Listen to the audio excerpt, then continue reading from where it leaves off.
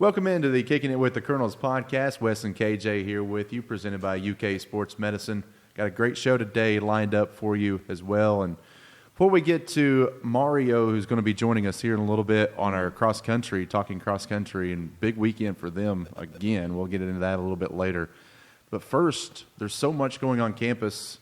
Men's and women's basketball starting back. That's always a great thing. And you look at both of these teams, KJ, and there's a lot of excitement building on both of these programs. We'll start with the men's team first. They're coming off a win against Midway.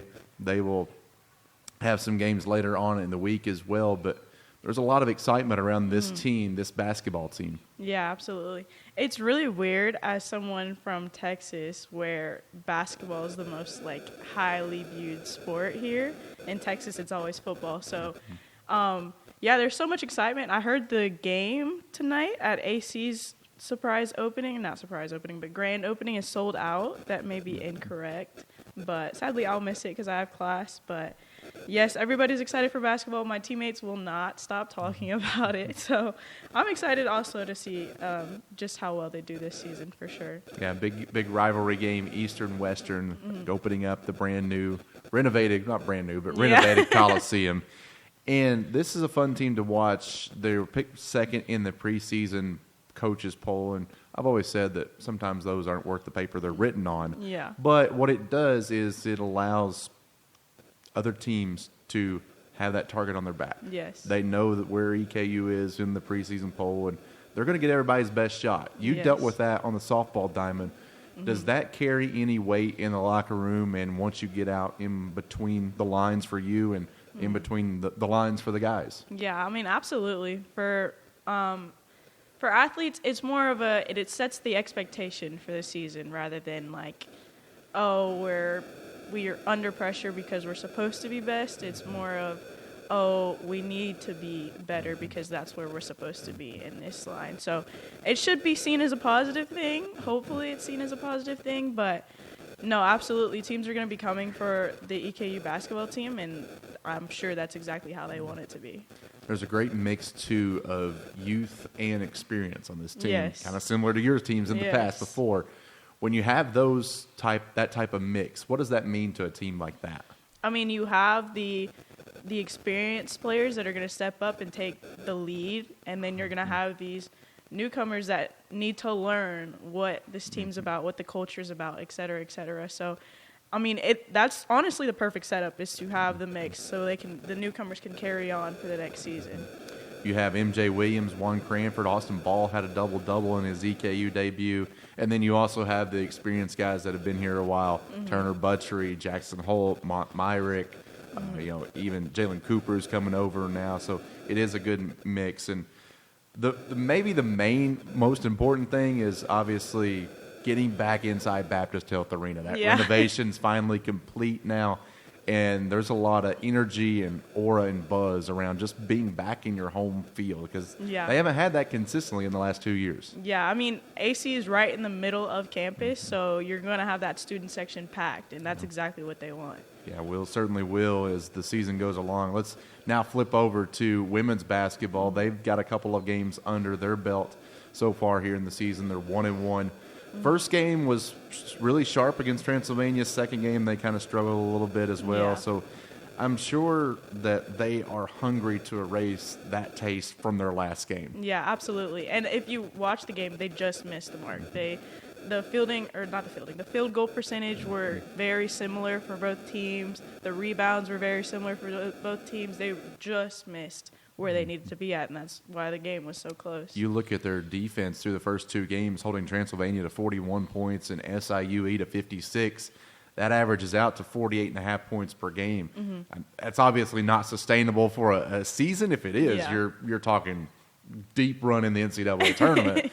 But they have proven so far that they're tough to score on. Yes, and that's where you see the saying, defense wins championships. Yeah, absolutely. I mean, that's a great thing, a great problem, I guess you can say, to have at the beginning of the season, just because you're setting that standard for the team and just how you want to play for the rest of the season. they will have 2 home games, their first 2 home games inside Baptist Health Arena later this week against Evansville and North Dakota before they go to North Dakota, a rare home-and-home series in the non-conference. And the way on the offense, the way this team shared the ball in game 1, 25 assists, calling that game, my head was on a swivel the whole game because they were moving the ball so well.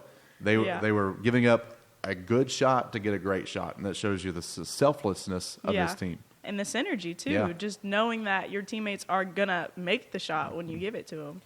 Well, what about the hottest team on campus now? Yeah. It's volleyball.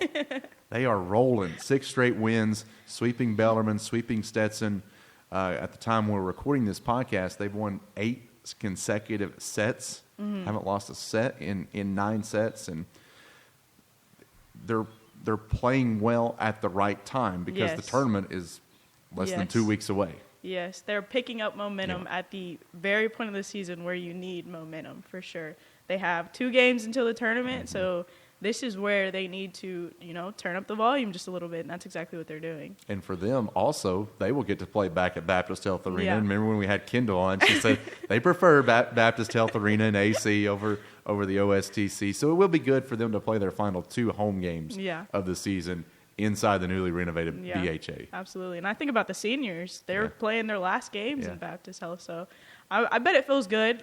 They're on a win streak. They're getting to play at their home arena, so I mean, you can't get much better than that. The offense has been so explosive. They have kind of separated themselves from everybody else, in my opinion. And I may have a little bit of maroon shaded glasses, but it seems like their offense has really stepped up as the season has gone along because now they are not even letting opponents kind of toy with them. Like the other day against Stetson, that first set was just a wipe away win. Don't even give your opponent time to get involved in the game. Yeah, absolutely. And it's multiple people. It's not just relying on one person. You have Addison Burke, you have Emily Hill, you have A.G. Hines. Like, it's multiple people that are attacking these other teams. So it's good to see.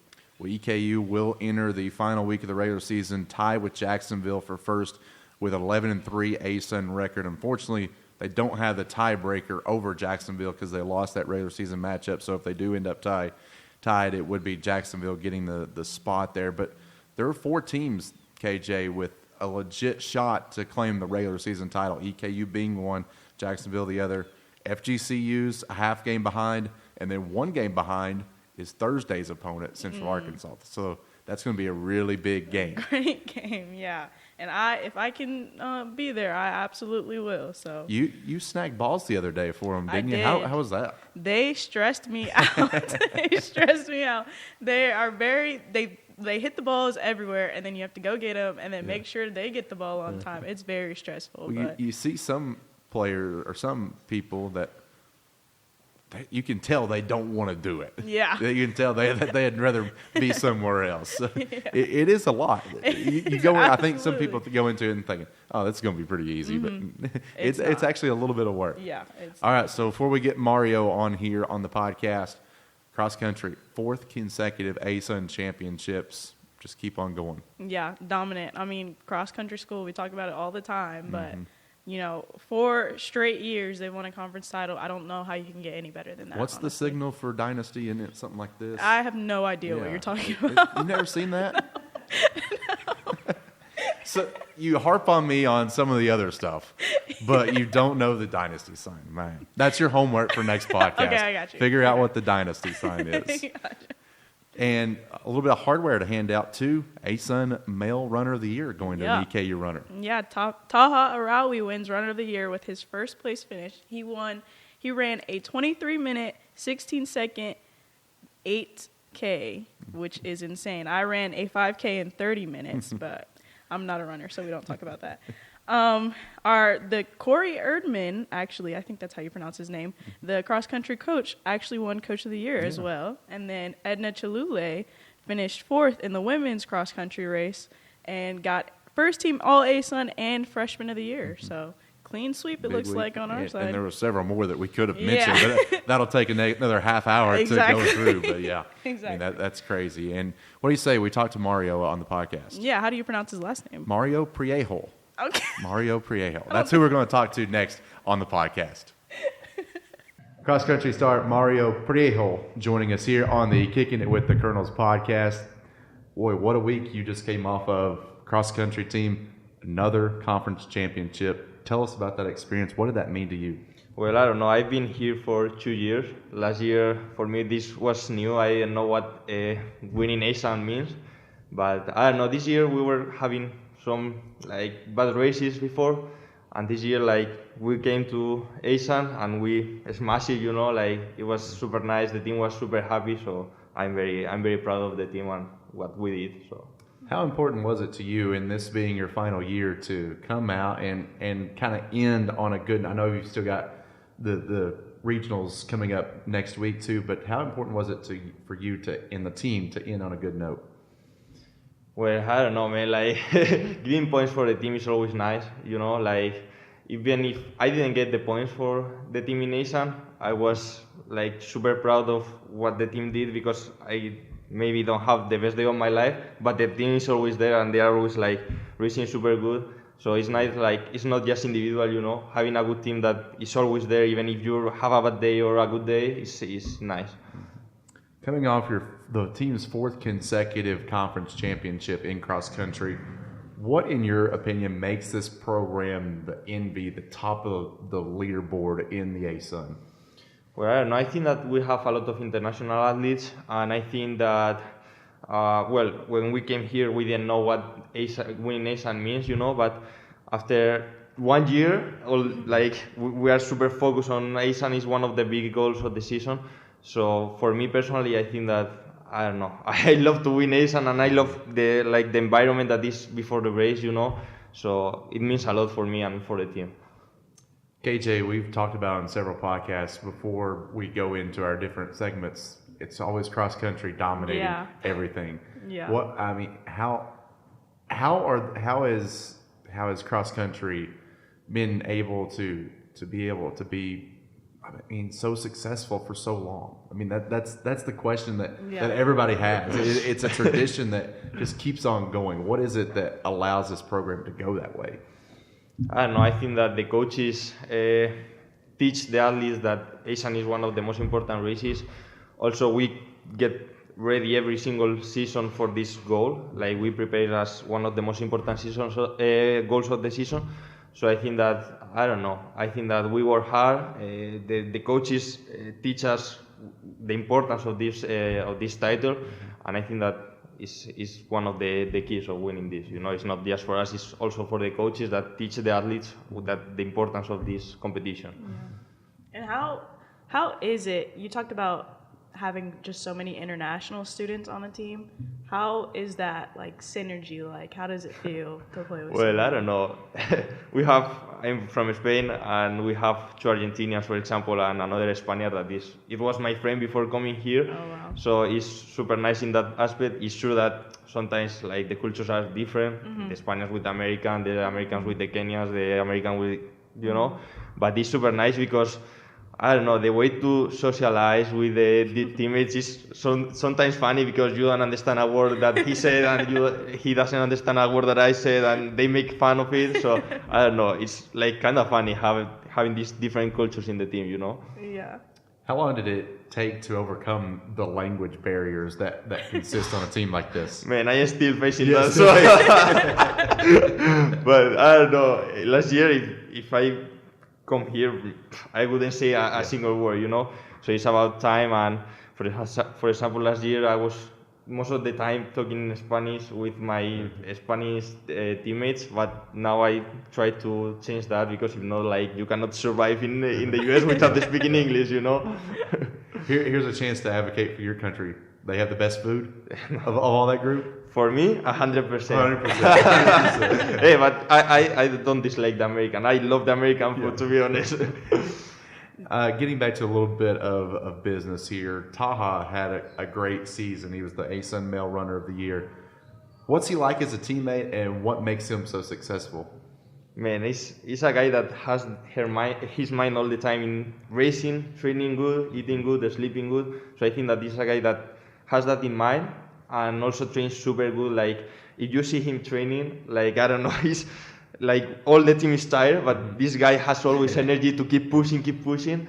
And I don't know, he's a nice teammate. Like, I'm so proud of having him as a runner and also as a person, because he's a nice guy. If you talk to him, he's super humble, and I don't know. I love having these kind of guys in my team. There's been so many players or runners before that have had so much success. I know you've only been here a couple of years now, but have you been able to pick any of those that have run before you, their brains to get something, or is it kind of something you're just kind of out there and being able to focus on what you're able to do? Can you repeat the question, please? Yeah. So of all the players that have been here a couple years ago and they've been so successful, do you stay in contact with them, or do you have any connection with them, or is it kind of just focused on this team? Well, I don't know personally some of the teammates. I know some Spaniards that went here in this team, and they told me about the importance of conference, if that's true. Yeah. So I don't know, I keep in touch with them sometimes, but I think that they have their own lives right now, but they don't forget about EKU. In fact, for example, Kickin is a member of the team. He got married in summer, and some of the old teammates came from Spain to the US to go to his wedding. So they don't forget where they come and all that. That's super cool. I mean, you think about all of the other sports and how most of the teammates are American. So traveling from maybe one coast to another is all right, but traveling from Spain back to America, that just speaks to how great the bond was built on that kind of team. So how did you come to EKU? How did you land here at EKU from Spain? Well, I don't know. I had some friends, as I told you, from Spain. One of the girls in the team, in my Spanish team, she signed for EKU. So I reached her because she was all the time saying we were doing calls and all that, and she was telling me all the time, EKU is super nice, I don't know, things that you cannot imagine in Spain about sports, here was possible. So I just reached, I remember that I reached Mia, and she convinced me to come here, and I don't regret for coming here, I'm super happy. So tell us about your run in the ASUN Championships, and were you pleased with your time, or tell us about kind of your personal experience in the ASUN Championships? Well, this year? Or this year. All right, so I didn't have the best race of my life, but it was a race that we were talking about with the coaches and all that, how to planify the race, how was going to be. So we decided to stay on the pack with the different universities in the front pack and just stay close to each other, I thought that I was going to finish top 5 on the team, but maybe as I said, I didn't have the best day of my life, but my teammates were there. So when I was struggling and I was saying, please, that my teammates go to the front and start getting those points, please, because I'm dying. Yeah. So they were there, they were fighting for the points, and they made it. So it's not something that personal, is for the team, They won, and I didn't. They won. Yeah. From a runner's standpoint, there's a lot of focus on an individual in cross country, but it really is a team sport. How does that balance happen? Because you're focused on your time and your success, but you also want what's best for the team too. How do you manage that? And I'm sure having teammates cheering you on help tremendously. No, it helps a lot. Obviously you're looking for individual performance, but after all, you don't qualify individual you can, but the most important is qualify the team. Mm-hmm. So I don't know, we planify the races, we talk to the coaches how we should run together, and I don't know, move during the race, We always say that it's better having a group of 5 EKU runners together in the race, because mentally for the rest of the race, the guys that are racing is worse mentally, because they see 5 maroon guys moving up and passing them, so it's nice. And that's what I say, it's super important having a team. Also, because if you're struggling, you have a teammate on your right that is telling you, keep going, we can do it, It's not just individual. Mm-hmm. And how important is it, even in training? I see you guys running around campus all the time, but y'all are always in groups. How important is it to run in groups versus by yourself? Well, you can run by yourself, but it's not recommended because you became sick. But I don't know. I love morning runs with the team, you know, you talk about different topics. You don't just talk about running. You're running all the day, so you need to talk about other things. It's also good, like, to connect different culture stuff and like topics. So these runs like helps to put the team together, you know. Like I love these runs because then you go to the track and you start doing the workouts and you cannot talk because you're dying, you know. What's on the playlist for you while you run? Do you listen to music while you run? When I was with the group, we don't listen to music, you know. No music? No music because you're talking, it's better, you know. I mean, when I am alone, of course, I listen to music. Yeah. But also before the race, you see like the guys with their earphones, like listening to music to get hype, but then the warm up and all that. Before the race, we do it together, you know. So what's next for you? I know that coming up next week will be the regionals, in the Southeast regionals there. That's in Charlottesville, Virginia. What's the goal for you and for the team to come out and advance even further? Well, for the team, I think that the goal is qualifying for nationals. We did 2 years, for 2 years. I think that this is going to be hard because maybe with the first races we didn't get the points, but I think that we have a big chance. I don't know, the team now is super high. We are like taking the momentum into account. So I think that we can make it, and the team is so high, I really believe that we can make it. Individually, I don't mind at all because after all, as I say, like if I finish 6th but my team doesn't qualify, I don't mind, to be honest. But I think that the team is really concerned of doing as a team, you know, like not individually, like run together, try to pass the most people as we can, and I don't know, qualify by teams. Do you prefer 8K or 10K? I'm more a 10K runner, but yeah, I mean, it's 2 more K of struggling, you know, so after all, I don't know what I prefer, but I would say 10K, you know. And for those that don't know, what does that equate to? 6-7 miles? Don't ask me because I'm European, but it's until 6.2 miles, yeah. What is your favorite course that you've ran at? Do you have a favorite? Man, I don't know. I ran 4 times in Wisconsin, so I'm kind of tired of that. But for example, where we race ASAN I love that course. You know, Florida is super warm. You came from the cold of Richmond, so it's super nice, and it's not super hilly and all that. And I don't know. I have good flashback from there because we won the title twice there. So a bit biased. Do you prefer to run on like, let's say, grass or like road, or like what's your go-to when it comes to running? Well, I would say on the track I think that I race better because I struggle a lot with the hills. Like with the up hills I cannot like run faster, you know, but then in the downhills, for example, I'm so tall, so like I don't know, I do a lot of bigger steps, so it's easier for me going downhill, you know. What do you miss most about Spain?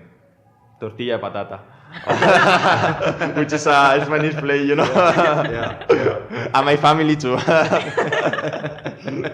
But more importantly, tortilla patata. Yeah, I know what you said first. Yeah. When you look at your career so far, tell us how you got involved in running. Did you play other sports growing up, or when did cross country track start to become a thing for you? Well, when I was a kid, I was doing at the same time track and field and also soccer. That is pretty famous in Europe. So when I was I went to high school, and my parents told me that I didn't have time for both. Even if I love both, I didn't have time. So my sister was doing track and field too. Like we started with 7 years both. And I decided to go to track and field, even if sometimes I didn't like at all because I don't know, it's a sport that you struggle all the time. Yeah. But I decided to go to track and field, and because of that, I'm here. So it was a nice choice, I guess. Tell us about your summer, because you had a pretty busy summer as well. Won a medal there in one of the summer games there over in another country as well in the 10,000. What was that experience like to be able to win a medal there? Well, I don't know. I didn't expect that. You know, there was a bunch of guys with better times and all that. Even a guy from our team now. So I don't know. I didn't expect that. I was just running, and people were dropping from the group, and I was staying there. And in the last lap, we were 5 guys, and I thought, again, I'm gonna finish 4th or 5th, but I'm not gonna get the medal. But I don't know. The last 300 meters, I found energy. I don't know from where, that I sprint super hard, and I don't know. I finished there, and it's something that I didn't expect, so I didn't know how to react, you know. Yeah. But I don't know. My teammates also was super happy with me because like we're like best friends and all that. It was sort of super nice. What does your day-to-day look like from a training standpoint? Because I'm always amazed at just how much work you all truly put in, and they see you in these races, but they don't see you the other days, you know, training and doing what it takes. What's the average day-to-day look like for you in a training standpoint? I don't know. Sometimes training track and field is super hard, you know. You wake up at 6:30, you have to be at 7 at OSTC for like, you wake up and 20 minutes after you have to be running with, I don't know, 10 degrees or something like, it's a little bit annoying or disgusting, but I don't know, it's so hard. You have to be there all the days, going outside, even if it's raining, snowing or whatever, that you have to be training. But I don't know, I like the sport, so I cannot complain at all. But yeah, I don't know, it's a lot of work. Also in the morning you have to run, then in the evening you have to go for weights. The day after you have double workout, so you're super tired from the morning and you have to keep going in the evening, so it's kind of hard, but I like this lifestyle, you know. Go ahead. Is it just running, or is it like, do you have other workouts that you have to do as well? I mean, we do some weights sometimes, like twice a week, but most of the time it's just running. Some drills before running, but yeah, just running. What is the furthest you've ever ran in a day? I imagine, because you do the 8K, 10K, I imagine you train for more than that. Yeah, no. So what is the furthest you think you've ran in one single day? Well, if you can put a number on it. I don't know in miles, but I think that in the evening, like doing 20K, and in the morning doing 20K, and in the evening doing like 12K, so in total like 32K, something like that. A little bit less than a marathon, or I don't know how many miles, like 23 or something like that miles. Yeah. I get exhausted driving that much. Yeah, I ran a 5K the other day, and I would not go further than that. Step by step, don't worry. You don't have time to run more. In other sports, teams scout their opponent as far as from an X's and O's standpoint. When you're involved in cross country and even track, do you worry about your competition level? Are you trying to go out and look at what others are doing, or is it more truly based on what you do? Well, I think that is half of both, you know, like you have to be very confident with yourself, but also be aware of the rest of the rivals, you know, like for example, in nationals, I don't know, you have to be confident that you are gonna do it good, but you cannot say that I'm gonna be the first one, because it's impossible. So it's a mix of both of them.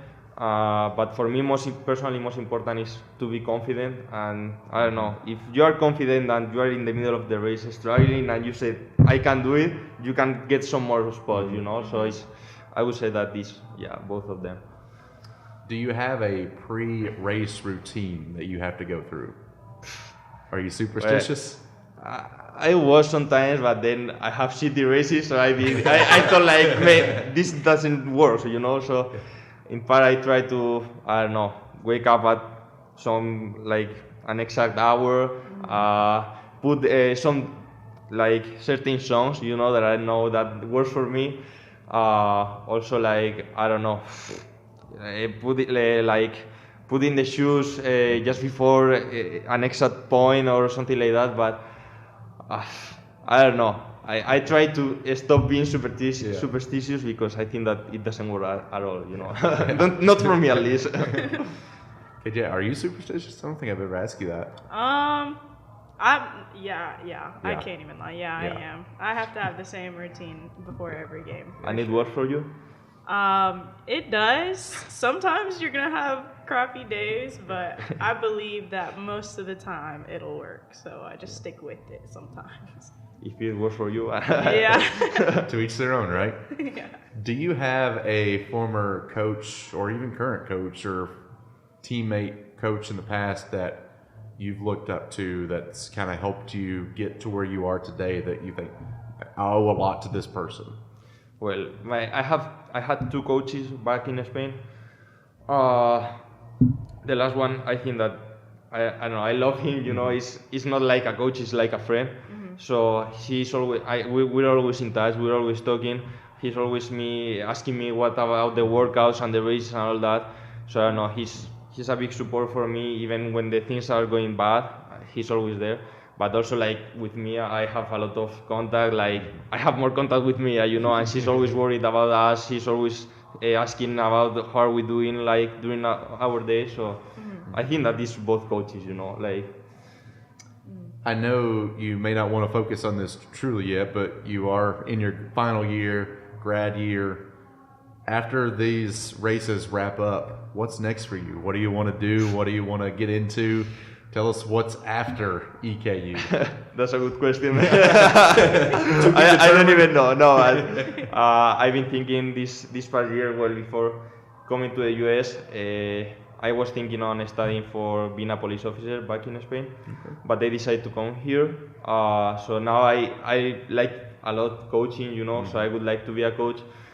I think that now it's kind of complicated to stay here and work in the US, but I would love to. If I cannot, I would go back to Spain and probably like be police officer. So, and you've got some family too that were runners. Yeah. Right in that? Yeah. I have a sister that, well, she's better than me, to be honest. Does she let you know that too? Yeah.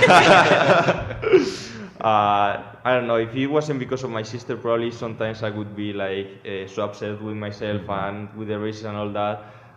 She also came here to visit EKU and she was like super amazed with how it was, you know, being in a US university.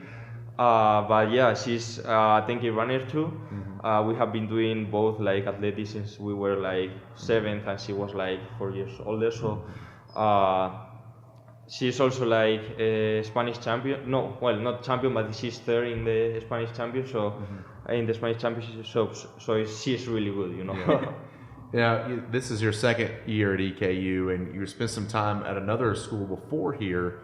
What was the biggest, from a school academic standpoint, what's the difference between the school you came from in Spain to here? Well, personally, for me, I studied law in Spain. Law, okay. So it was kind of difficult because, I don't know, the professors were like old people that were like, they just wanted to rest, you know, they don't want to teach. So they were going like just to class to read the book, and it was super boring. Also, the exams, depends on the professor that you have, were super hard. Like we always had like final exams, like from every subject, and it was like not a test, it was like written test, written exams. So they were super long, and I remember the last month before the exam, you had to study a lot. Like it was all the day staying at home studying. So it was super hard. Here in EKU, in general, I think that in the US, like they help you a lot with the exams and all that. Like for example, when we are going to a race, and the coaches write to the professor to not go to class or something like that, it's something crazy, you know. But when I was going to Spain, if I had to train, the professor wouldn't mind, you know. Like you have to go to class. If you don't go, fail. So I think that is way better the system here to help the athletes keep progressing academically and also like running and doing a sport, you know. I'm sure that takes a little bit of time to get used to, for sure. Yeah. All right, well, KJ is going to have a little this or that for you here with a little rapid fire before we lead into the wheel.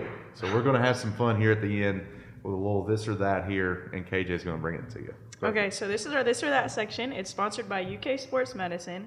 Basically, I'm just going to ask you 10 questions. It's just would you rather questions. Just answer the first thing that comes to your mind.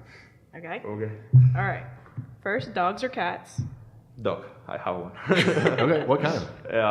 I don't know how to say, like, the race here is like, it's a Spanish race, so I don't know how to say. It says bodeguero, but I don't know in America how it. Okay. Coffee or energy drink? Coffee. Stay up late or wake up early? Later. I would say later, yeah. Would you rather eat Case or Stratton? Sorry, repeat it? Case or Stratton? Strand. Stratton. Yeah. Yeah. Morning run or an evening run? Evening run. Would you rather be on the trails or the road? Road. A warm weather or cold? Warm. A solo run or a group run? Group. Would you rather listen to music or no music? No music. And then 8K or 10K? Which we Take it.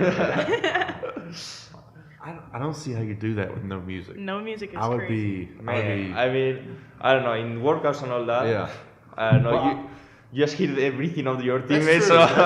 That's true. I talk to myself. I would talk to myself like that. Well, I talk to myself when Yeah. I'm running. You know, Yeah. you don't have other options. You have to Yeah. you have to think things that are out of running. You know, if not, you became, I don't know, crazy.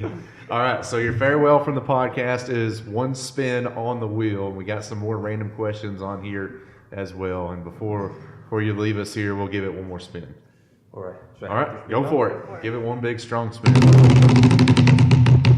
I feel that it was hard. What do you wish you knew more about?